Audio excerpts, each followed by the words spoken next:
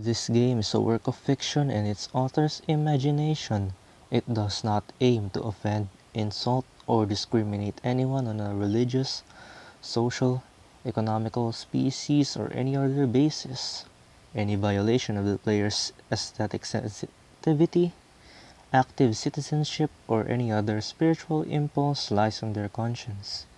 Any resemblance of the characters to your real or imaginary friends, neighbors, colleagues, topos is entirely coincidental.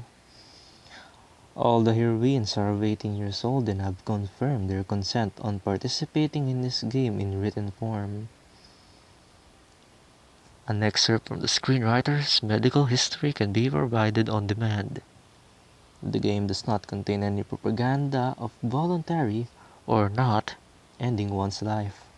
Not a single mascot, animal, or human was hurt during the creation of this game. Happy reading!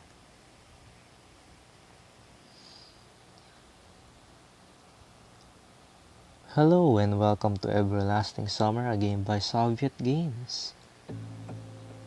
This is the visual novel that revolutionized the whole visual novel genre. So let's start a new game. Dear Pioneer, you are on the verge of wondrous discoveries. The doors of the most wonderful place in the world, our favorite Camp Sovyonok, have opened before you. You'll remember this session for the rest of your life. Welcome. If you can't tell, I'm recording this very early in the morning, like 2 a.m. and I don't want to wake anyone up. I usually record my videos on afternoon when I hit my high on caffeine. Now I am not nearly as energized, but I'll do my best to entertain.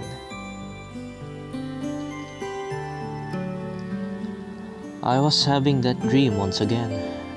That dream, same thing every night, but it's all forgotten in the morning as usual. Maybe it's for the best.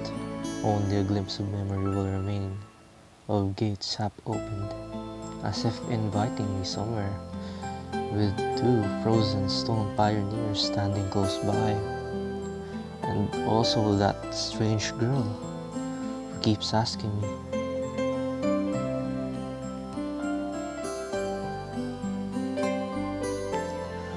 will you come with me? Come, but where? And why?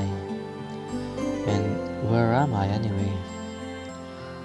Of course, if it all happened in real life, I would certainly have been scared. Well, what else would one expect to feel? But this is just a dream, the same one I see every night. There must be a reason. You don't have to know where or why to realize something is really happening. Something desperately seeking my attention. Since everything that surrounds me here is real as things in my own flat, I could open the gates, hear the hinges creak, brush the crumbling rust away with my hand, inhale the fresh cool air and shiver from the cold.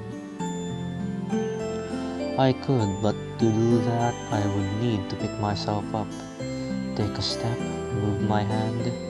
But this is a dream. I understand that. What of it? What does my understanding change? Because here it's just like it, on the other side of the cracked screen of an old TV, which struggles to fight against static noise and strives to show its audience everything without missing a single detail. But the picture is getting blurry. I must be waking up soon. Maybe I should ask her something. The girl. What's her name? About the stars, for instance. Why the stars, though? I'd rather ask about the gates. Yes, the gates. she would be so surprised. Or better, why the dot over an I was called a title. Or, but the dot over a J was called the superscript dot. Nice letters. As if they don't exist anymore. Still, what do letters, gates, and stars have to do with this place? Because even if I'm having this dream every night, which will be forgotten soon anyway, I've got to look for answers here and now. And there, if you look carefully, you can see the Magellanic Clouds.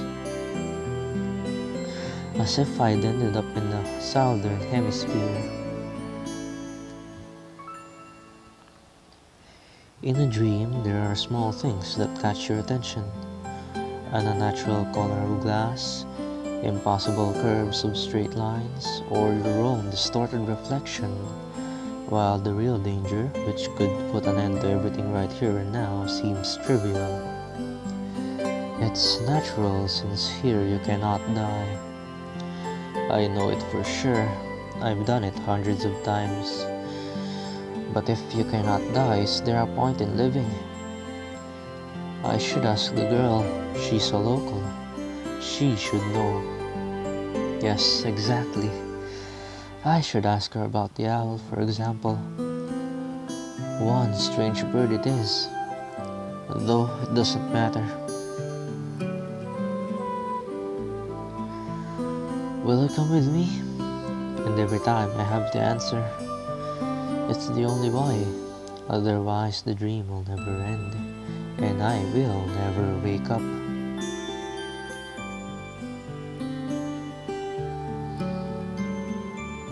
No, I'll stay here. Every time it's so hard to decide on the answer. Where am I? What am I doing here? Who is she? And why does so much of my life depend on his answer? Or maybe it doesn't. It's just a dream after all. Just a dream. I really don't want to wake anyone up.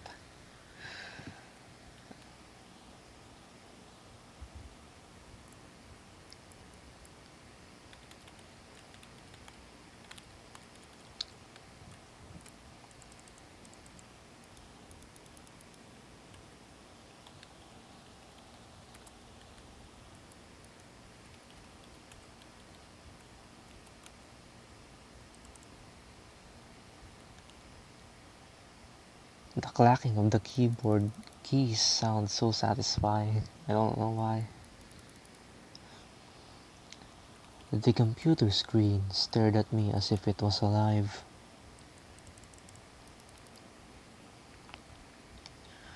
Sometimes it really did seem to me that it was conscious of itself, had its own thoughts and wishes, ambitions, that it had feelings, could love and suffer. As if in our relationship, the screen wasn't an instrument. It was me who was a lifeless piece of plastic and textolite. There is some truth in that, probably because the computer provides 90% of my communication with the outside world. Anonymous image boards, some chats from time to time, rarely ICQ or Jabber, and forums even more rarely.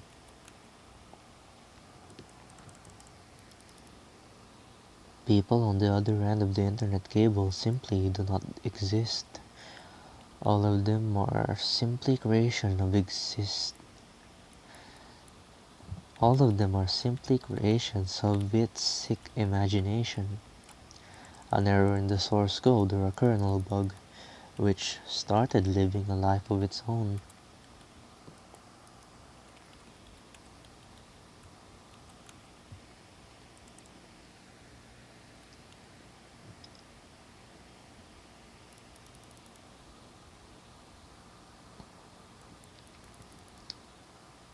It looked at my existence from the outside. Such thoughts would seem crazy, and the psychologist would surely give me a bunch of sophisticated diagnosis, and maybe write me a doctor's referral to the loony bin.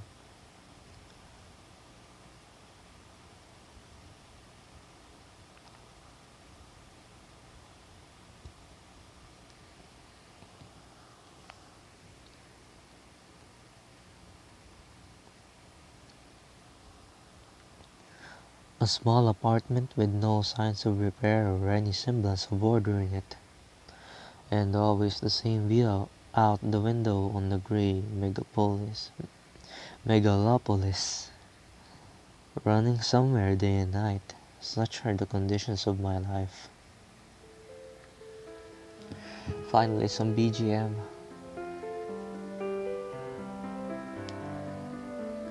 More BGM means less static sound, which is good, of course. Well, of course, it didn't all start like this. I was born, went to school, and finished it like all the others. I was accepted at a university where I spent a year and a half trailing behind and struggling. I drifted through several jobs. Sometimes it was working out quite well, sometimes I was even getting decent money for it.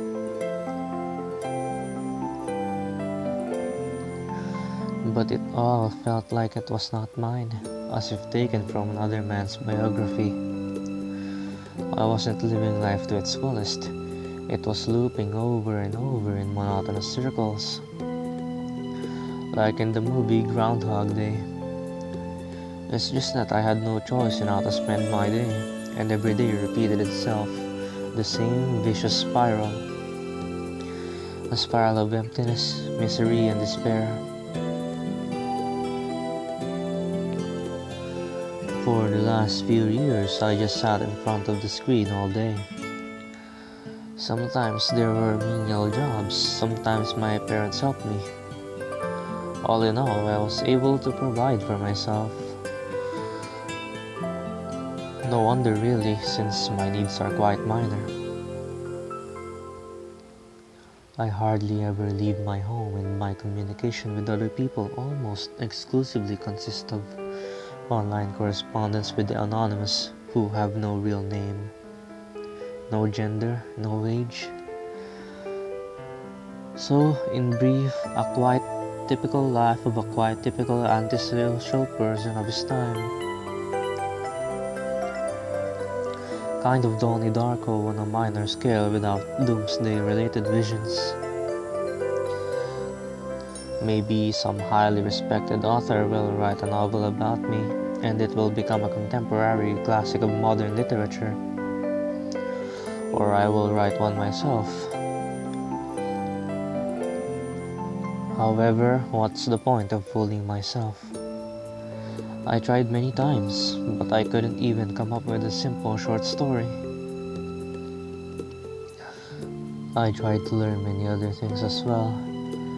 Not gifted enough to draw. Programming, got bored. Foreign languages, takes too much time.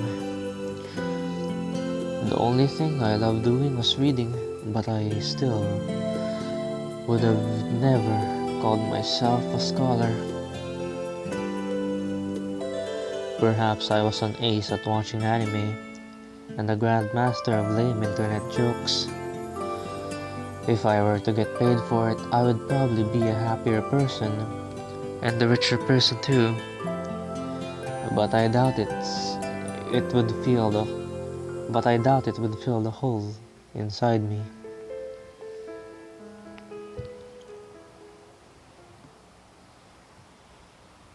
Today was another typical day of a typical failure's typical life.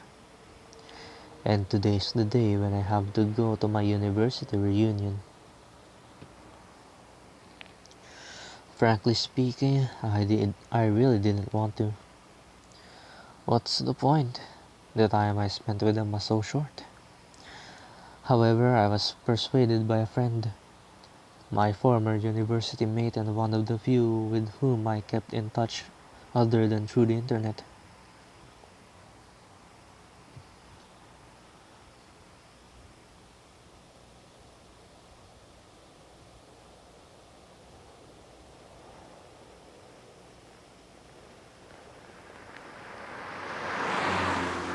The ambient sounds are so atmospheric. It's so good.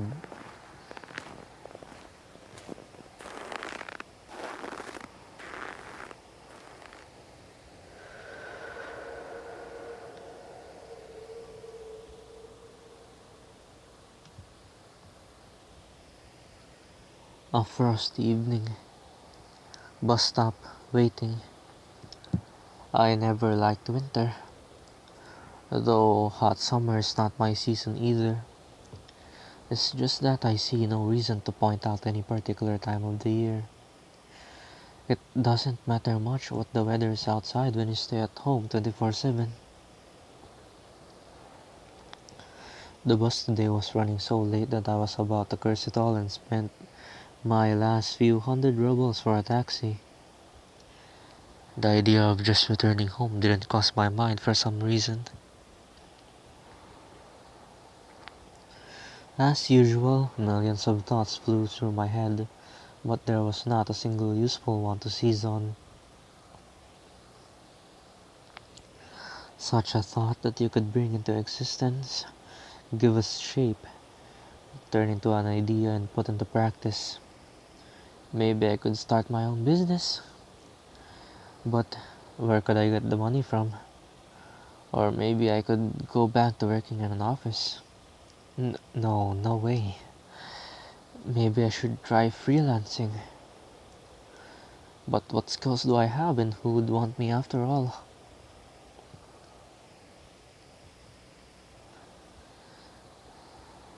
I suddenly remembered my childhood, or rather my teen years, the time when I was 15, 17 years old. Why exactly those years? No idea. I guess it's because back then everything was much more simple. It was easier to make decisions. So complicated now and so simple then. Waking up in the morning, I knew exactly how my day was going to pass, and I always eagerly looked forward to the weekend. Then I could get some rest and have time for the things I liked: computer, football, going out with friends. And then at the beginning of the next week, I'd take up my studies again. But back then, there was no such worrying questions like why or who needs it, what will change if I do it, or what will not change. A simple lifestyle, so casual for any normal person and so odd to myself today. That careless childhood age. It was also then that I met my first love. Her appearance and personality have vanished from my memory. Only her name remains like a brief line from a social network profile, along with the feelings which overwhelmed me when I was with her. Affection, tenderness, the desire to care for her and to protect her. Sadly, it didn't last long. Today I can hardly imagine something like that happening. I would probably like to meet a girl, but I don't know how to start a conversation, what on earth to discuss and how to attract her. Well, I haven't met any suitable girls for a long time, but where could I meet one anyway?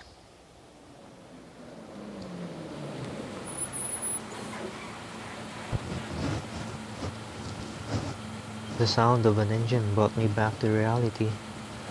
A bus pulled over. There was something abnormal about it, I thought. And then again, it doesn't matter. Only the 410 runs this route.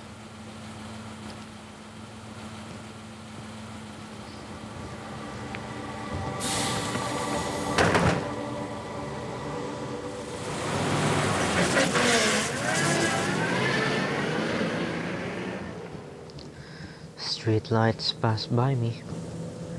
It's as if their cold light sparks inside of me, trying to ignite feelings long dead. Or maybe not ignite, just awaken them. Because those feelings, they have been living in me for a long time, slumbering and waking up again. The driver's radio was playing some very familiar tune. But I wasn't listening to it. I was watching the cars passing by through the fogged up window because people are always rushing somewhere, chasing something they need, stuck in their own little worlds. Why would they care about mine? They probably have their own serious problems. Or maybe they have much easier lives. You can't know for sure since all people are different. Or are they? Sometimes someone's actions can easily be predicted, but if you try to look inside his soul, you will only see impenetrable darkness. The bus was approaching downtown and my thoughts were interrupted by the bright city lights. Hundreds of billboards, thousands of cars, millions of people. I watched this light show and somehow I got terribly sleepy, just like my audience right now. I can imagine you're feeling very sleepy and or bored. I can't blame you though. My eyes closed just for a moment and then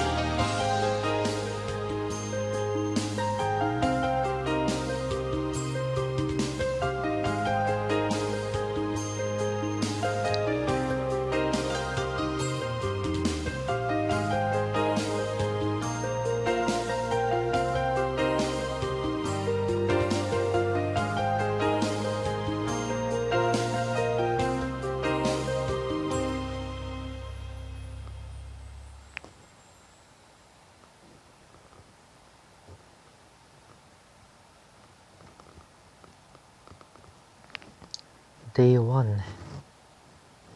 Man, that opening was awesome.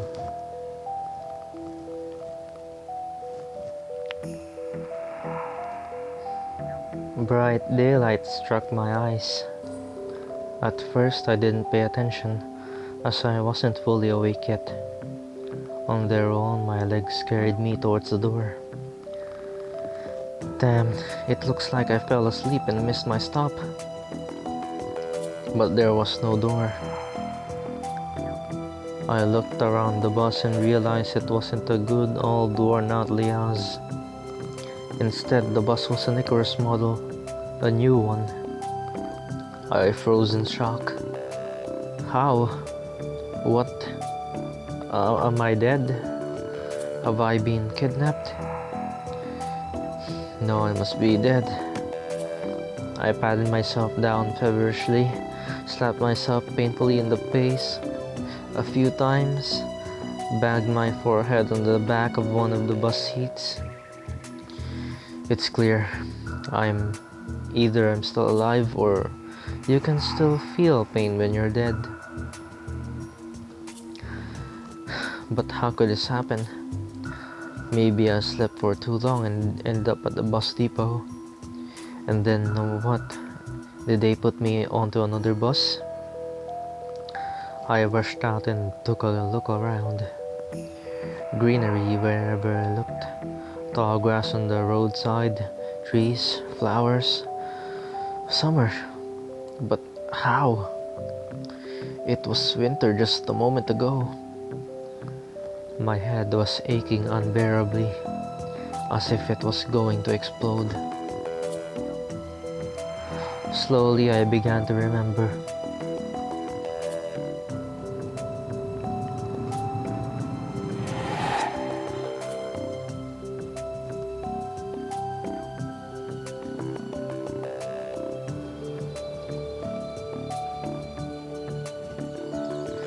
A long road running off into the distance.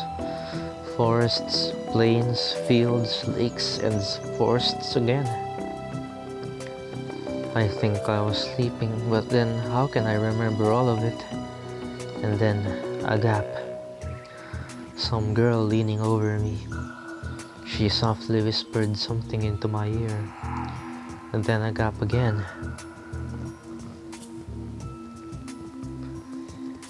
And then I woke up here. Who was that strange girl? Or was she just a dream? For some reason, thinking about her made me feel better and calmed me down a little. I felt warmth all over, coming from the inside. Could it be her who brought me here? Then I need to find her. And the best place to look for her is far away from here. I rushed to the left and to the right, then stopped, hesitating over where to go. Finally, I ran in the direction from which the bus had probably came.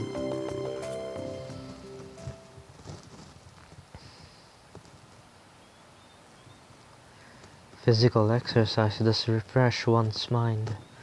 Thoughts become clearer and it feels easier to evaluate the surrounding reality. Not in my case, however.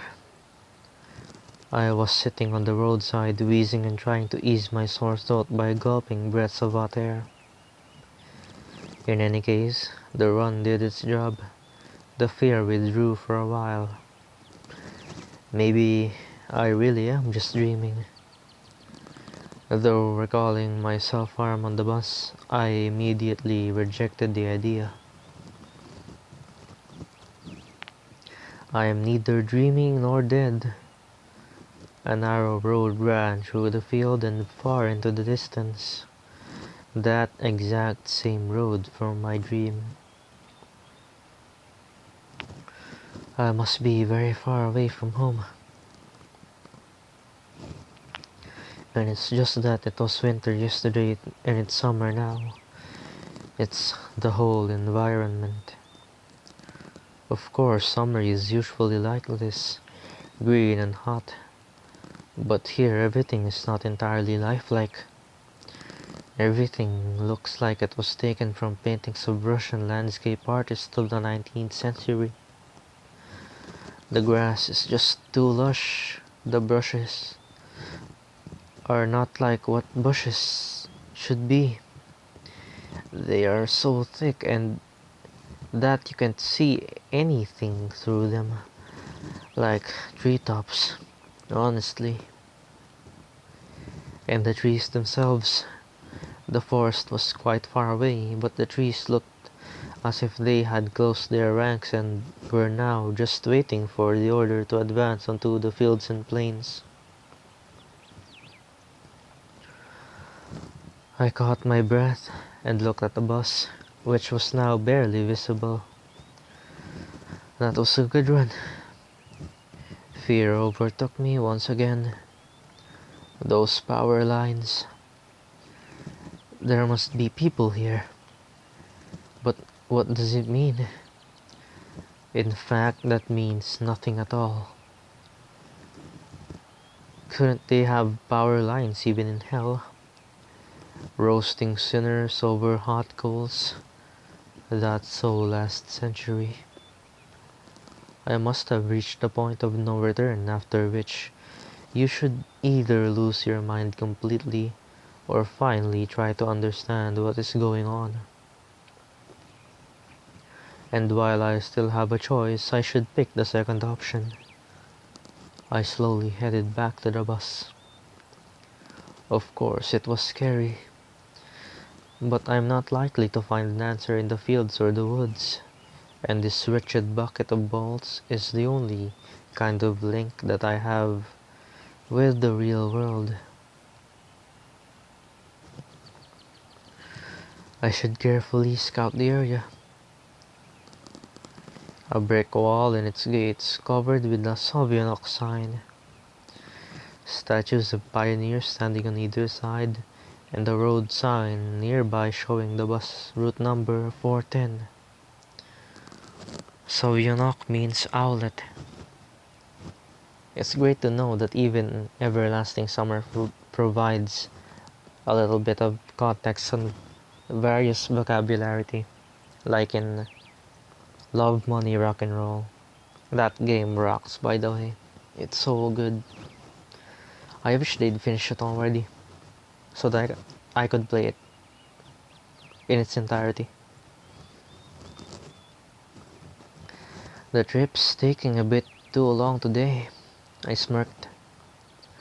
A person may start acting inappropriately in extreme situations. Something like that is probably happening to me now. The place didn't look abandoned at all. No rust on the gates, no damage to the walls. Sovianok. What could have a name like that? Judging by the pioneer statues, it could be a kid's summer camp. Moreover, it appears to be open. Of course, the simplest explanation, logically speaking, explains nothing at all. The strange girl, the altered bus, summer, the pioneer camp. Thousands of theories went to my mind instantly. From alien abduction to lethargic sleep, from hallucination to a time and space shift. None was worse than any other, but there really was no way to pick a single one. Then it occurred to me, I can try to make a phone call. I took my cell phone and dialed the first number from my contact list. But instead of signal strength bars, the screen was showing a thick cross. Alright, there may be no signal in such a remote place, though I cannot be the only one who came here. Buses don't drive themselves. I examined the bus from all sides to make sure it wasn't a hallucination. Bits of dirt on the bottom, some rust here and there, faded paint and worn out tires. No, this is definitely a very ordinary Icarus. Yeah, exactly like the kind of bus which takes you to places beyond your understanding if you carelessly fall asleep. I gave a nervous chuckle. It came out by itself sporadically, because this wasn't the right time or place to laugh. But where on earth is the driver? I cautiously sat down on the curb beside the bus and started to wait. My patience didn't last long. My anxiety seemed to have reached its peak, and I started to go slightly mad. In such a situation, anyone would have probably felt something similar. Aliens and parallel universes were gone from my imagination, leaving only void and darkness. Is this how everything will end? How my life will end? But I wanted to do so much. There were so many things that I had no time for yet. I was overwhelmed by the idea. This was definitely the end. But why? It's not fair. Surely I'm no worse than anyone else. God, why?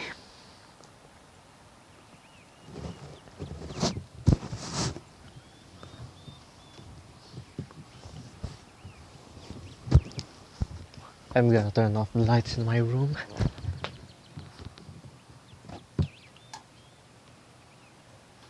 Now that's a bit more like it.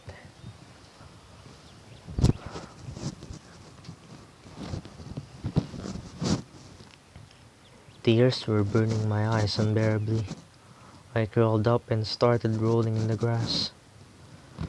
Why? What did I do? Why me?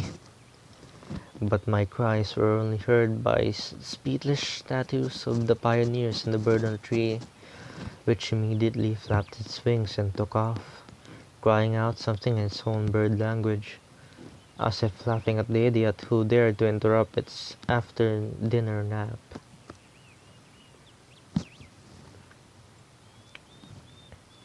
I was left breathless from weeping and just lay quietly, sobbing occasionally.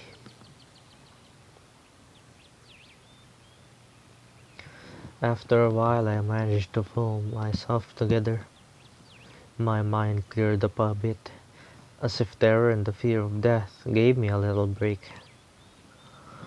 All in all, if someone wanted to kill me, what is all this for? It doesn't look like an experiment either. If this is just some crazy coincidence, then there's probably no threat. Anyway, for now it seems there's no danger. The panic was soon gone.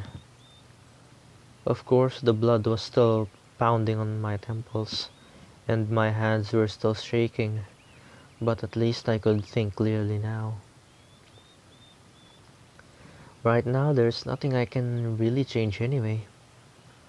So no matter how much I think or how mad I get, it will only make things worse.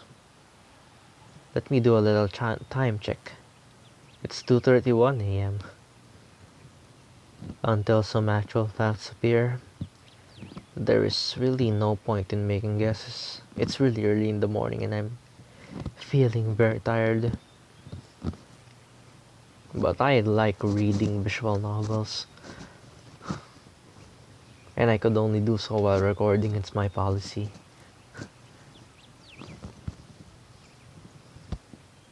In any case, I won't learn anything by lounging about here.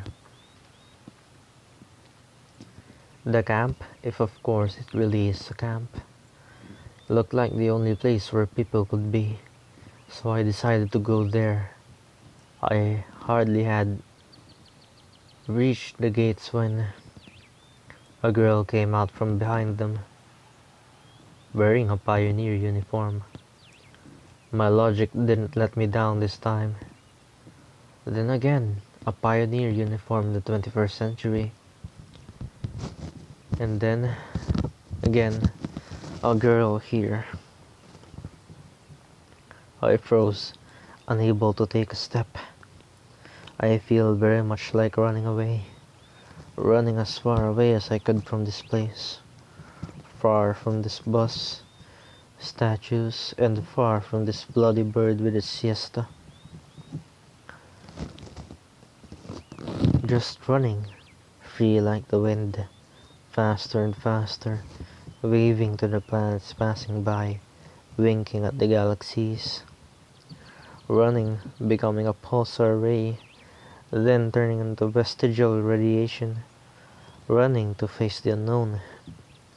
Run no matter where, as long as it's far away from this place.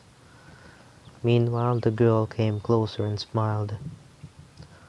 I could not help but notice her beauty, even though I was trembling with fear.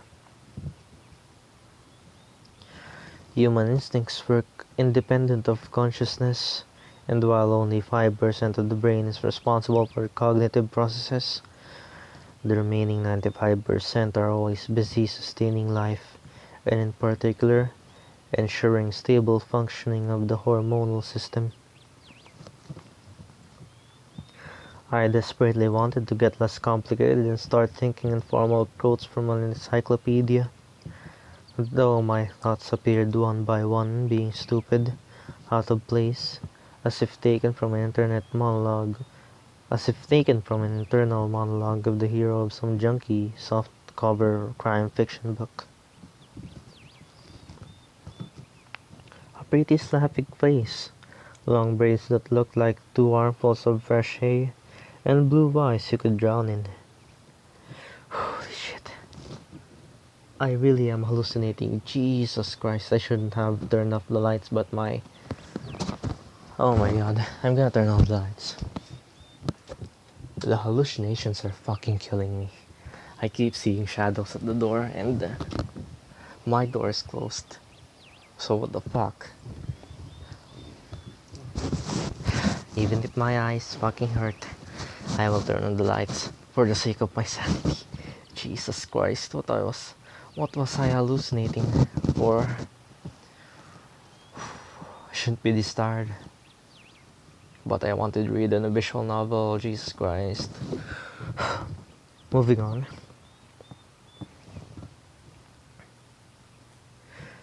Hi, you must have just arrived. Do not reply. Do not reply. I was frozen in astonishment. The girl looked perfectly normal, just like an ordinary human.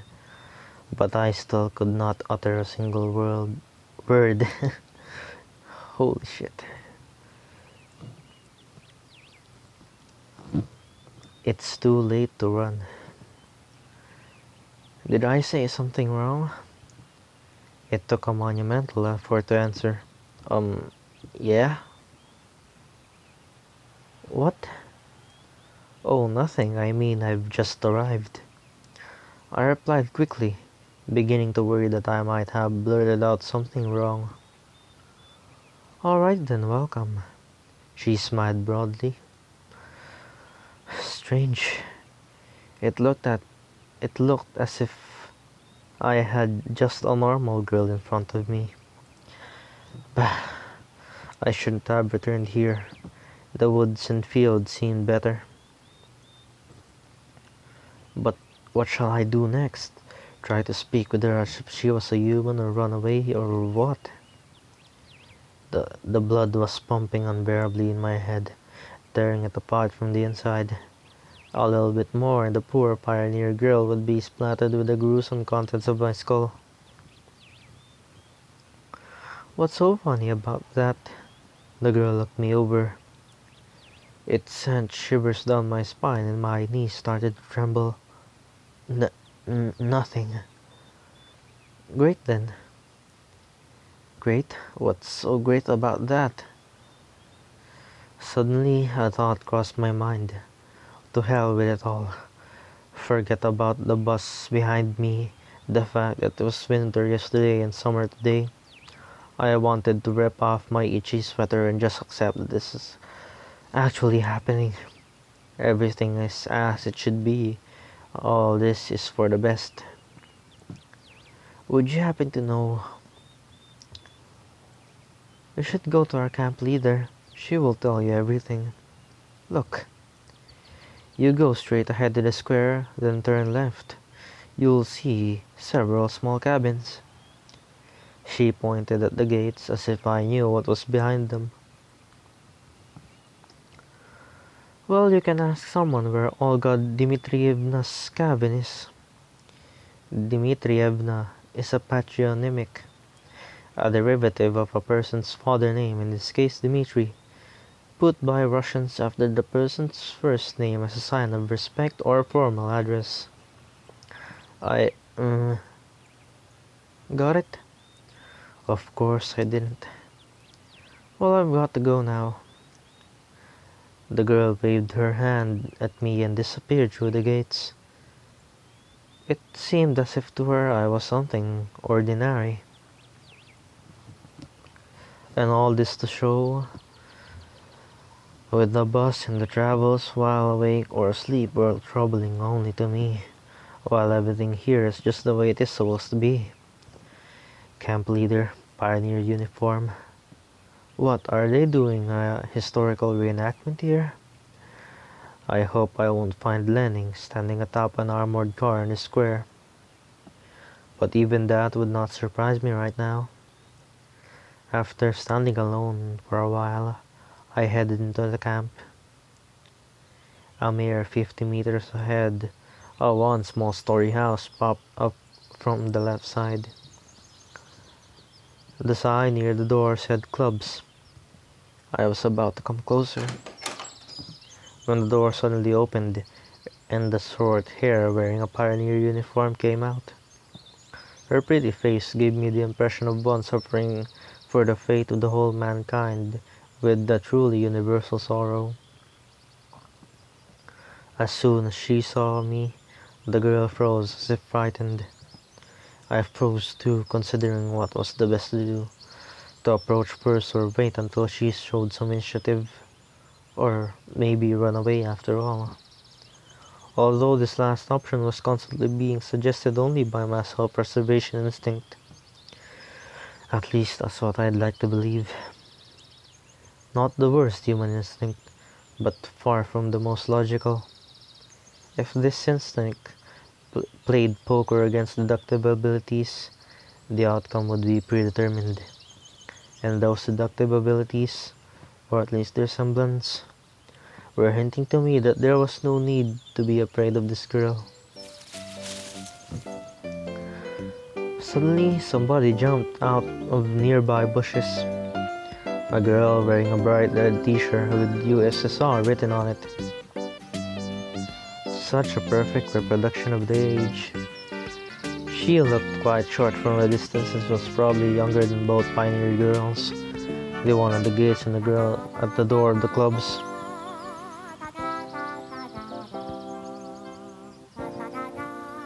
This music's fucking such a banger, dog. Miku's hitting the notes very well. Oh my god, I love this. At last, I decided to come closer, but the USSR, as I called her in my mind, jumps toward the first girl and started telling her something while widely waving her arms. The other girl in turn seemed confused and lowered her gaze, remaining silent. I would have probably continued to observe their amusing dialogue, but the USSR suddenly pulled something out of her pocket and started waving it in front of the first girl's face. This something turned out to be a grasshopper. The first girl squealed. I would have squealed, but as I mentioned, this is not really the time for that, and I'm feeling quite tired. She must not be too keen on instincts, as she instantly rushed off towards the place where Lenin presumably made his speech about the workers' and peasants' revolution. That is to say, towards the square. The USSR glanced at me, grinned playfully, and dashed after her. Not a bad start to the day. I had absolutely no clue where I am. Besides that, there are some kids here role-playing as pioneers, and as far as I can tell, this place is located thousands of kilometers away from my home. It might even be a different reality. And this was indeed a reality. I mean, everything around me seemed so real, if a little embellished, that I was starting to think that, in fact, my previous life could have been just a dream.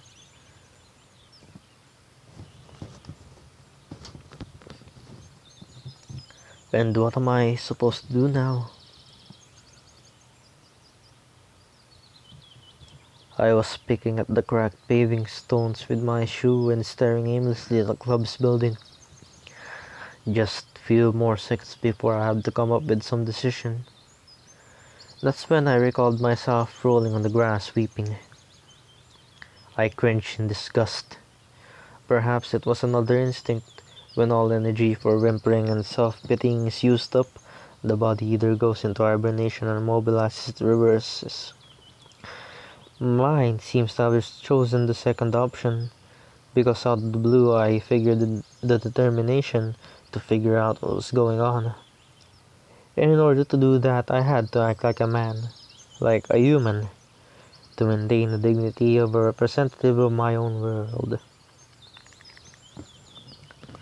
I followed the path to the left, on the right side of which stood a small cabin, apparently the homes of the local pioneers. Actually, they looked quite cozy from the outside. Even though I was born in the Soviet Union, I had never been part of its children's organizations, Neither the pioneers nor even the younger October children. I imagined the daily life of a typical pioneer camp a bit differently. Huge barracks with long rows of metal bunks, wake up call at 6 o'clock, played by a siren, 1 minute to make your bed, and joining the formation of the Jumpscare. Or wait, could I be confusing it with something else? Suddenly something struck me on the back. I staggered but remained on my feet, turned around and prepared to fight heroically for my life. But all I found was another girl standing before me. And this another girl is the best girl, besides Miku, who I might legally not be allowed to call Miku.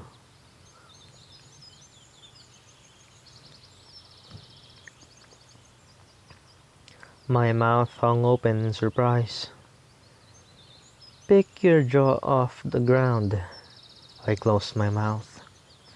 The same pioneer uniform, but the way she's wearing it looked, let's say, provocative. Like all the girls I had met here before, this one was rather cute. Very cute.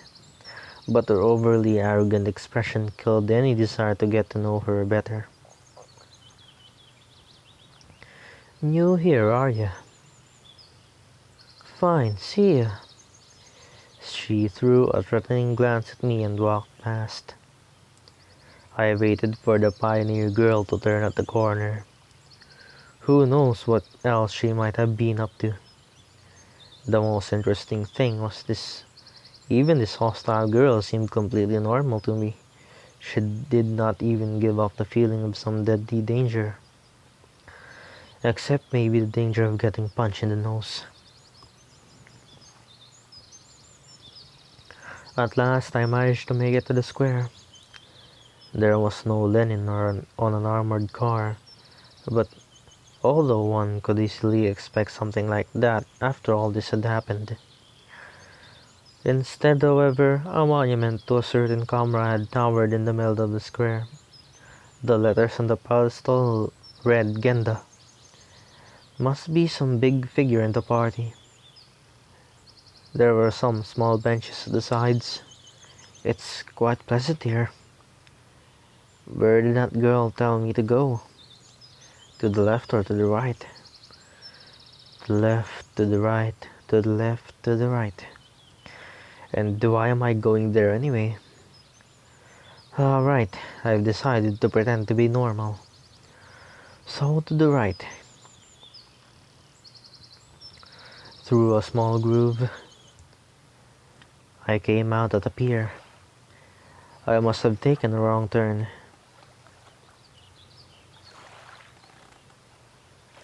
Hey, wrong way. I turned towards the voice. That first girl stood before me. Now what did I tell you? Take a left at the square, wasn't it? She had changed from her pioneer uniform to bikini. Oh, I still haven't introduced myself. My name is Slavia. Actually, my full name's Slaviana, but everyone call me Slavia. So you can too. Very kind, huh? Okay. Yeah. I still felt a bit confused, so I could not come up with more meaningful answers. And what's your name? I felt like she could see right through me. Semyon. Nice to meet you, Semyon. Alright, I'm almost done here. Could you wait a minute? I'm going to change and we'll go to Olga Dmitrievna together. Agreed? Agreed. After this exchange, she ran off. I sat on the pier and let my feet hang onto the water. I was wearing heavy winter boots, but in such weather there was nothing wrong in getting my feet wet. Furthermore, it let me cool myself a little. Looking at the river, I was brainstorming and processing everything that has happened. If this is some kind of conspiracy, it's a weird one. even too friendly at times. Though it really looks more like a random event. Some entirely incomprehensible. Oh my god. Some entirely incomprehensible random event. Shall we go? Slavia was standing beside me, dressed in the pioneer uniform again. Let's go. I've been here for a very short time, but of all the people I've met, she looks the least suspicious. However, this fact is already suspicious itself. We walked to the square. The USSR girl and the girl who hit me in the back were there, chasing each other. Is that some kind of game they're playing? Ulyana, enough running. I'll tell everything to Olga Dmitrievna. Aye, aye, Captain. I decided not to question Slavia for a while about what is going on, or the local residents. Better meet with this mysterious Olga Dmitrievna first. Sounds like she's the boss here. We walked past the rows of almost identical cabins, some of which looked like fat beer barrels, while others looked more like household sheds. Finally, Slavia stopped in front of a smallish one-story cabin. It looked like an artist's painting. The faded paint, chipping here and there with age, was sparkling in the sun. The window shutters, slightly ajar, were swaying almost unnoticeably in the wind, and huge lilac bushes were growing at the sides. It seemed as if this ramshackle hut was drowning in the storm of purple silk, and the lilacs, like some elemental force, were inexorably destroying the tulip leader's house.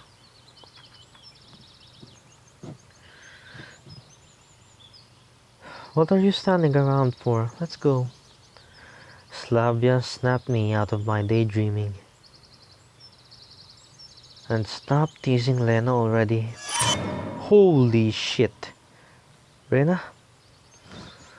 That scared the fuck out of me. Fuck.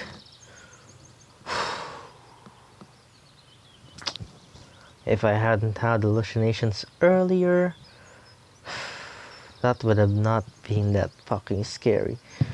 Oh my fucking god, dude.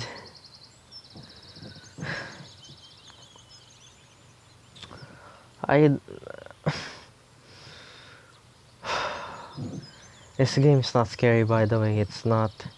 It's just that one scene, but god damn is my composure wavering. The sound direction for this game is also terribly fucking good. Let me sit upright this time. Lying down might have fucking made me feel vulnerable. I'm not usually scared of such things.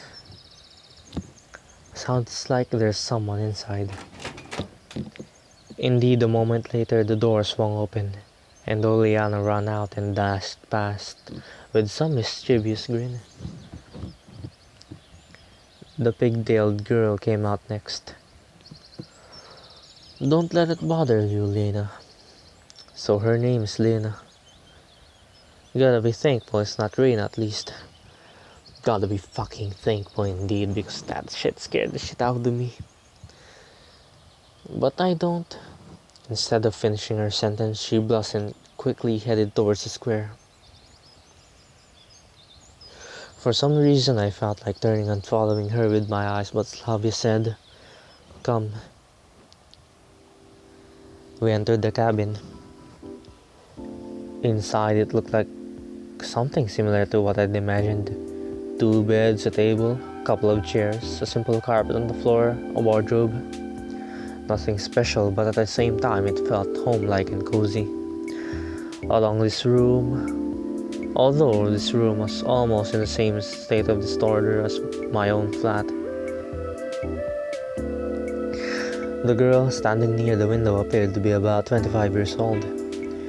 Nature had obviously gifted her with a pretty face and a good body.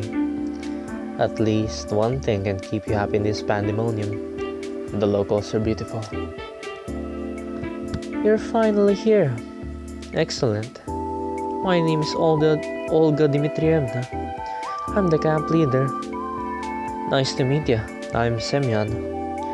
I decided to talk as if I wasn't surprised by anything that was going on. She came closer.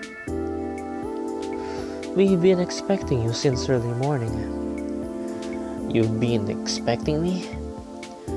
Yes, of course. And when does the next bus come? And why do you need it? Yeah, right. Why would I need it? I guess I shouldn't ask direct questions. The people here may react to them quite unlike how I'd prefer. And I doubt I'd get any answers. No reason, just curious. By the way, where are we exactly? Or mailing address, I mean. I wanted to send a letter to my parents to tell them I got here fine. For some reason, I had a desperate idea that if I played along, I would find something out. Oh, but your parents called just half an hour ago. Sent their regards to you. Now that's a surprise. So can I call them? Because I forgot to tell them something before I left. No. She gave me a sweet, spontaneous smile. Why not? We don't have a phone here. Then how could my parents make a call to here? I've just come back from the district center town. I talked with them there. Ah, so that's how it is? And can I somehow get to the town? No. She kept the same smile. Why not? Because next bus comes only in a week. I decided not to inquire how the troop leader managed to get there and back. I would get no answer anyway. All this time, Slavia was standing next to me and seemed to find nothing odd in our conversation. Oh, we need to find a uniform for you. I've got absolutely no desire to put on pioneer shorts or to wear the ridiculously red neckerchief. However, wearing winter's clothes in summer isn't a great idea either. Right, thank you. I'm struggling to keep my composure. God damn it. This day is just too bizarre. Of course, it's nearing fucking 3 a.m. I should end this now because, it shouldn't be playing Everlasting Summer at 3 a.m. You're supposed to call some dead people at 3 a.m. You know, like the usual calling Pennywise at 3 a.m. challenge. I would do that if I get money from YouTube, but no, not really. So I'll read this last line before I end. Rightio, I'll be off then, and you can get yourself acquainted with the camp. Don't forget to come to dinner in the evening. Having said that, she walked out of the cabin. No, walked is not the right word. She rushed out. I ended up alone with Slavia. I must go too. Got things to do. Take a walk, look around the camp a bit. See you in the evening. If there's no threat or catch to this then this reality as embodied by Slavia becomes more and more appealing. It is not. I'm terribly fucking frightened by that shit. That fucking Reina. That Reina fucking scene scared the ever-living shit out of me. Though it wouldn't have if I weren't fucking seeing hallucinations in the dark. But that's just tiredness. And I would love to record this again. I would love to play everlasting summer for you. If you're not already asleep at this point, I'm sure I'm very boring and or relaxing, and if such, thank you. So with that, I bid you farewell and see you in the next episode of Everlasting Summer. Bye bye.